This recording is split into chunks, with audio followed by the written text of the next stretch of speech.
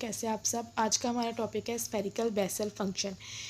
The Hamilton's equation del square u plus k square u is equal to zero spherical polar coordinate में separated the radical equation. First of all आपने इसकी equation लिख लेनी है। हमारे पास spherical Bessel function की जो equation है हमने वो लिख लिया है। इसमें से हमने बता दें जो हमारे पास की है वो क्या है, हैमिल्टोनियन इक्वेशन है। n प्लस वन हमारे पास क्या है, ये हमारे पास सेपरेशन कॉन्स्टेंट है और n जो है वो नॉन नेगेटिव इंटीजर है। तो उन्होंने कहा इक्वेशन वन जो है वो बेसल फंक्शन नहीं है, उसको हम कैसे बेसल फंक्शन बनाएंगे। सब फर्स्ट ऑफ ऑल आपने क्या करना है, कैपिटल के को के आर, जेड के आर और के आर 1/2 लिख लेना है। ठीक है, ये आपने लेट कर लेना है। ये हमने लेट कर लिया। फिर हमने जहाँ जहाँ इक्वेशन वन में आर है कैपिटल, उधर आपने जी पुट करते जाना है। यहाँ पे भी आपने जी पुट कर दिया है, यहाँ पे भी आर था कैपिटल, जी पुट कर दिया, और ये भी कैपिटल आर है, इसमें आपने जी पुट कर दिया है। और इस इक्वेशन वन की जगह आपने क्या पुट कर दिया, 1/2। तो आपने कह दिया हमारे पास क्या है, spherical Bessel function, spherical Bessel equation है। ऑर्डर कौन सा है, 1/2, n+1/2 ये हमारे पास ऑर्डर है। उन्होंने कहा है जो सोल्यूशन है इक्वेशन 2 का जेड के आर में, जो सोल्यूशन है इक्वेशन 2 का जेड के आर में, वो हमारे पास लीनियर कम्बिनेशन है Jn+1/2 और Yn+1/2। इसको और स्फेरिकल बेसल फंक्शन, इसको हम क्या कहते हैं, स्फेरिकल बेसल फंक्शन कहते हैं। इसके हमारे पास दो टाइप होंगे, यहाँ पे हम उनको भी डिस्कस कर लेते हैं। हमारे पास जो दो टाइप हैं वो हमारे पास कौन सी है, spherical Bessel function are defined.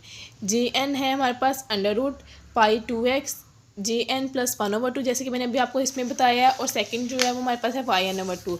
और इनका जो सोल्यूशन 2 है इन जेड के आर वो लीनियर कम्बिनेशन है Jn+1/2 का Yn+1/2 का, और इसको हम क्या कहते हैं, स्फेरिकल बेसल फंक्शन। कैसे आप सब। आज हम स्फेरिकल बेसल फंक्शन की फर्स्ट काइंड करने लगे। उन्होंने कहा Bessel function of first kind. हमें पता है कि बेसल में हमने ये फार्मूला यूज़ करते हैं, सब में हमने ये यूज़ किया हुआ है। सिंपल आपने इसके उन्होंने कहा है कि n की जगह रिप्लेस कर दें n+1/2। सिंपल जहाँ जहाँ n है वहाँ पे आपने +1/2 पुट कर देना है। फिर आपके पास जो वैल्यू आएगी हमारे पास ये वाली, इस फॉर्म में हमारे पास वैल्यू आ जाएगी। तो हमने इसको पहले फाइंड आउट करने की, ये हमारे पास है क्या है। इसका जो आंसर है हमारे पास सॉल्व करके ये आता है, ये देखिए मैंने यहाँ पे किया हुआ है। इसका आंसर सॉल्व करके आता है √π2n2r+1 फैक्टोरियल। फिर सिंपल 2 के ऊपर पावर जो है वो क्या है, 2n2r+1 और n+r का फैक्टोरियल, ये आ जाती है। सिंपल आपने इस वैल्यू को इसमें पुट कर देना है। तो ये देखिए इस वैल्यू को सिंपल इसमें पुट किया है। ये यहाँ से ऊपर मल्टीप्लिकेशन से, डिवीजन से मल्टीप्लिकेशन में उसके पास चली जाएगी। ये देखिए ये सिंपल यहाँ से मल्टीप्लिकेशन से डिवीजन से मल्टीप्लिकेशन में गई है। इस वैल्यू को हमने यहाँ पुट कर दिया है। और सिंपल हमने कह दिया कि हमारे पास जो फर्स्ट इक्वेशन थी वो n/x J+1/2 थी।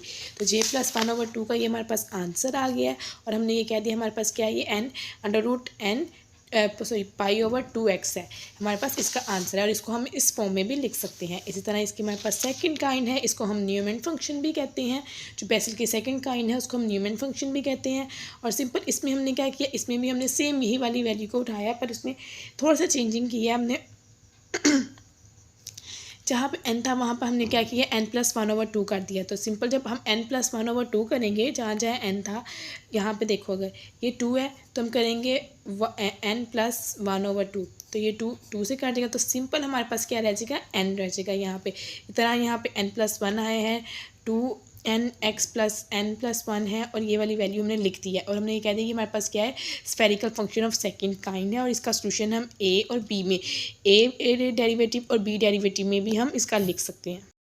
कैसे आप सब। आज हम स्फेरिकल फंक्शन के हम क्वेश्चन स्टार्ट करने लगे हैं। इसका फर्स्ट क्वेश्चन जैसे मैंने आपको पहला फर्स्ट काइंड और सेकंड काइंड थी, उसकी फर्स्ट काइंड है। इसमें सबसे पहले अपने क्या करना है, n को 0 पुट कर देना है।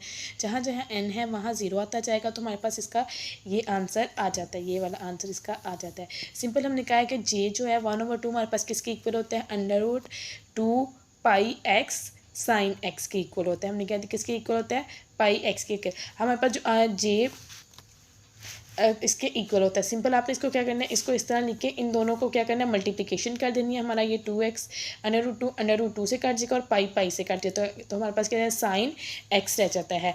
x ये देखो ना, √x का स्केयर है, तो ये हमारे इसके साथ क्या होगा, कैंसिल आउट हो जाएगा।